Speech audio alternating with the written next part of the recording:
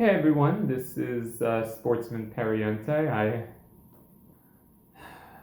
It's been 8 days since the end of the 2025 season for the New York Mets. And I think a lot of Met fans, like me included, are still wondering what the hell happened. What happened? I mean, you add Juan Soto after last season, re-sign Sean Manaea, still keep re-sign Pete Alonso, add AJ Minter as a free agent to shore up the bullpen, still have Edwin Diaz, who had one of his best seasons maybe since 2022. You acquire Ryan Helsley, Giovanni Soto at the trade deadline to improve the bullpen. You get 30-30 season from Francisco Lindor. Soto, though he really did struggle the first half, really came on July, August, and September. Pete Alonso had a very good year. Starling Marte had a pretty good year. Vientos, not so much. And yet the Mets only won 83 games. And technically finished in a tie with the Cincinnati Reds, but because of head-to-head record, missed the postseason. And this was a Mets team that at one point in the season was 21 games over 500, 45-24, and then went 38-55 the rest of the way. And as the week went on, we saw a lot of changes being made to the Mets coaching staff. For those who are not aware, Eric Chavez and Jeremy Barnes, the co-hitting coaches for the Mets, were let go. John Gibbons, the Mets bench coach, basically retired, stepping back. Glenn Sherlock, the third base coach and Mets infield instructor, also resigned or was asked to leave. I'm not quite sure which. Antoine Richardson, the Mets first base coach, has been asked to stay. And Carlos Mendoza, according to David Stearns, his job is not in danger. He will be the Mets manager in 2026. But before I get into Mendoza and all that, what went wrong for the Mets? Well, injuries were a very big part, in my view, of what went wrong. Now, for those who've forgotten, truthfully, I forgot about this. Why don't we just go through some of the Met injuries? So, in terms of starting pitching, Griffin Canning was 7-3. He was doing okay for us. It was kind of his last few starts before he got hurt. He was kind of struggling, but he had a great April and May, June. Then he injured his Achilles, done for the year. Tyler McGill had a good, April, May like usual, then June started to come down a little bit. He gets hurt, out for the year. And another big signing Stearns made, which I forgot about, AJ Minter, who was pitching, he was pitching good, okay for us. He got injured and also was out for the year. So that's 3 huge injuries already to the Mets bullpen and starting pitching. Kodai Senga, as we all know, in June got injured on that play where he was trying to field a ground ball from Pete Alonso, injured his hamstring, and was never the same pitcher after that. It just not even close. He got ineffective. David Peterson, who arguably was our best pitcher in the first half and got an all-star selection, he totally fell apart in the second half. I mean, I think there was a period of about a month where the Mets starters were barely going 4 innings or more. I mean, you're not going to win many games when your starters go only 4 innings and your bullpen is getting burnt out left and right every day. You're just not going to win games like that. So, we saw a lot of those things really start to hurt the Mets because their starters, unlike the first half, were simply not pitching well. And the Met offense, while it was a bit inconsistent in the first half, I think we all recall the Mets offense was just very inconsistent in the first half. In the second half, I think in August, the Mets had the second best average batting in the majors in August and were actually scoring about 5-6 runs a game.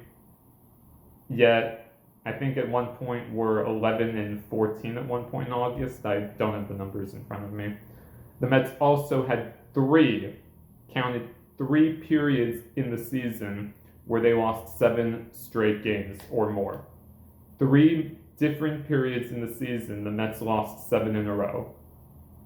And I know a lot of people want to get on Mendoza, saying, oh, Mendoza should be fired, oh, get rid of him, useless, terrible. Here's why I don't agree with that decision and why I'm happy that Stearns is at least keeping him on for now. Let's say the Mets fired Mendoza. Okay, fire sale, just season totally fell apart, which it absolutely did. He's got to go. What good manager is going to want to come to the Mets if that happened? You fire Mendoza after 2 seasons if the Mets did decide to get rid of him. You fired Buck after only 2 seasons. I mean, 2022, the Mets won 101 games. The next year, they finished under 500, and then David Stearns was brought in, and Buck was out the door. I mean, if I'm Steve Cohen, it's going to be my 3rd manager in 5 or 6 seasons. I mean, what good manager is going to want to come to the Mets? If I were a manager, why would I want to come and see? I've seen 3 managers fired after only in 5 seasons. 3 managers who were, 2 of which made the playoffs their first season. Then the second season, okay, bye, fired out the door. I mean, you can't keep firing your manager every 2-3 seasons. That's not really a blueprint for success. Can you imagine if the Dodgers decided, okay, you know what, after 2021, 2022, okay, Dave Roberts, bye, you're fired, out the door, we're done with you.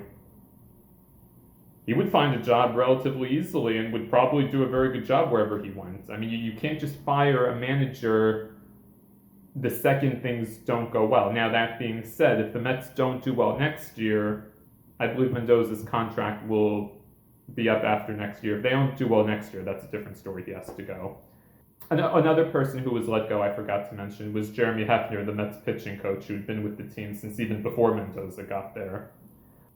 I do want to see what Mendoza can do with his own staff, because I actually forgot this. Jeremy Hefner was not a Mendoza hire. He was hired, I think, back in the Mickey Callaway era. That makes any sense. Eric Chavez was brought in during by Buck Showalter. He was not a Mendoza hire. Really, the only person I think Mendoza really got to choose for his staff was John Gibbons, and technically speaking, I heard Mendoza wanted Willie Randolph for the job, but Willie Randolph decided either he wasn't interested at that time or something else was going on. So I am curious to see with his own staff what Mendoza can do. And as far as David Stearns, a lot of people are like, oh, David Stearns should be fired terribly, he needs to go too.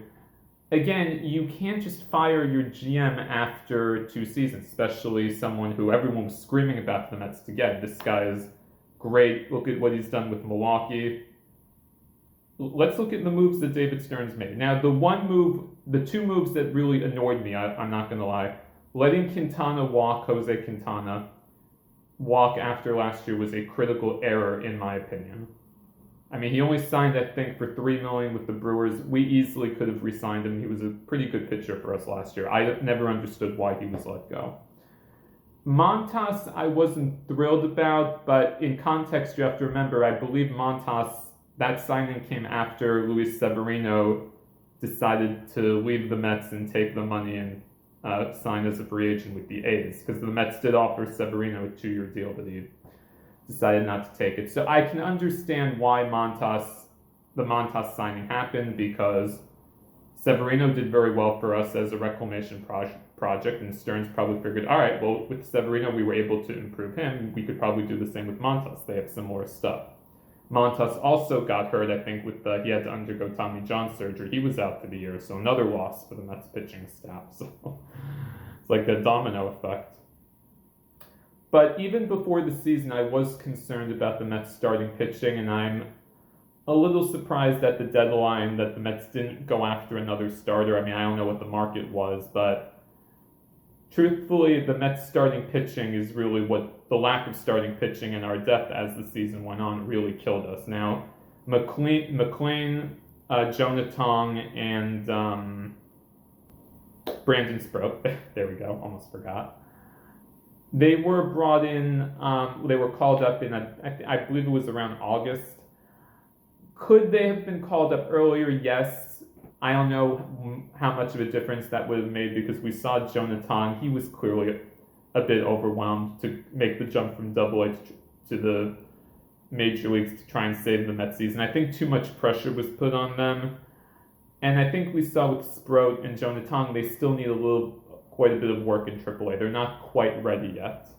Nolan McLean, on the other hand, looked incredible. This, I believe, 6 or 8 starts he made for the Mets after he was called up from the minors. I do think he'll be a good piece in 2026. The Mets, and I think David Stearns acknowledged in his press conference after the season ended, the Mets really need to maybe make some changes for how they evaluate maybe their needs in the starting rotation and maybe go after a big name free agent or consider some trades to really get an ace to help shore up the starting pitching. Sean Manaea also was very ineffective. He re-signed with the Mets, then missed most of the first half due to an injury. Then we found out he was pitching with bone chips in his elbow. Is that why he was very inconsistent? He says no. I don't really believe that. I think when you miss the amount of time he did and then you're pitching with an injury, that really throws stuff out of whack. Kodai Senga himself acknowledged after he came back from his injury that kind of tinkering with things when he was recovering from his hamstring injury may have thrown off his mechanics and led to his downfall as the season went on. So injuries really played a role. I do think the Mets have to make changes in terms of their infield and outfield because as far as Mauricio Vientos and Brett Baty, that's a tough call because I think Brett Baty did improve as the season went on, and defensively he's a much better third baseman than Mark Vientos and Mauricio. So I'm curious what the Mets will do with that logjam at third base, if maybe they try to make a trade or maybe slide one of them into a DH spot. I think with Jeff McNeil, while he is able to play multiple positions, I just think Acuna has better range at second base. You could put McNeil in the outfield, technically. If you let Marte go, you could maybe put McNeil in left field, keep Nimmo at center, and then Juan Soto in right field or DH, however the Mets want to do that. But the Mets definitely need to improve their starting pitching, as I mentioned earlier.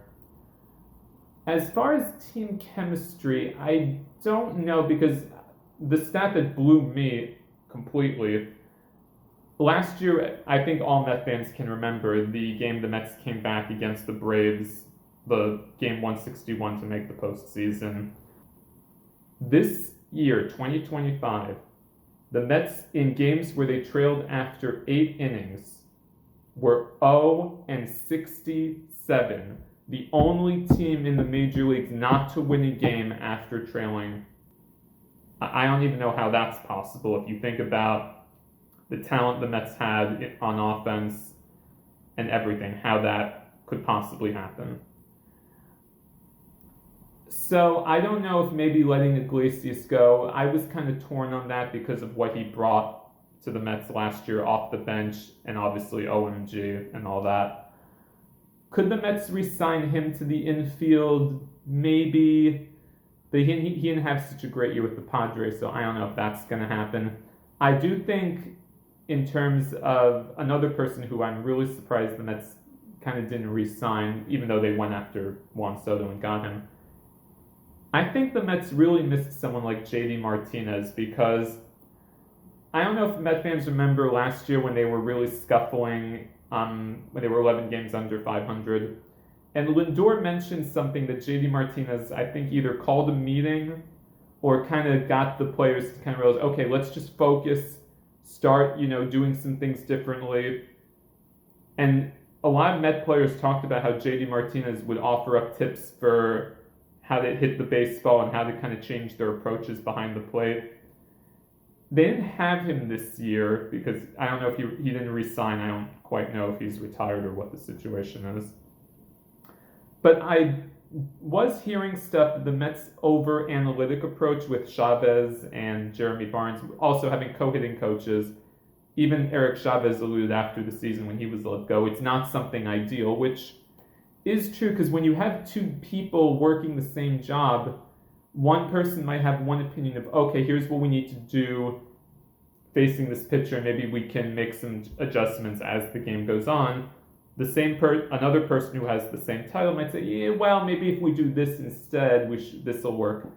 It's very hard to win when you have two people who, not that they don't get along, but when you have two people who have different opinions, it can sometimes get confusing. Okay, should we follow this advice? Should we follow this advice? And I think the Met hitters, I do think that may have played a role in the lack of the Mets being able to get hits with runners in scoring position or advanced base runners or simple things like that that really doomed us in a lot of games. The Mets lost a lot of games because they couldn't get the big hit, or they would either not advance a base runner, not get bunts down. You can lose. I think the Mets lost a lot of games this year they really could have won if they got one more big hit, if they got a bunt down, if they advanced the base runner on a ground ball or fly out. Just there's something seemed off with the Mets this year, and I know a lot of Met fans have alluded to that. Something was missing from last year's team that really overshot expectations to get within 2 games of the World Series. And this year you just thought, I did think the starting pitching would be a concern even before the season started, but I thought the Mets would at the very least make the postseason. For them not to make the postseason after signing Juan Soto, Lindor having a 30-30 season, Soto really stepping up as the season went on, Diaz having the year he did, I still don't know how the Mets only won 83 games and didn't even make the playoffs.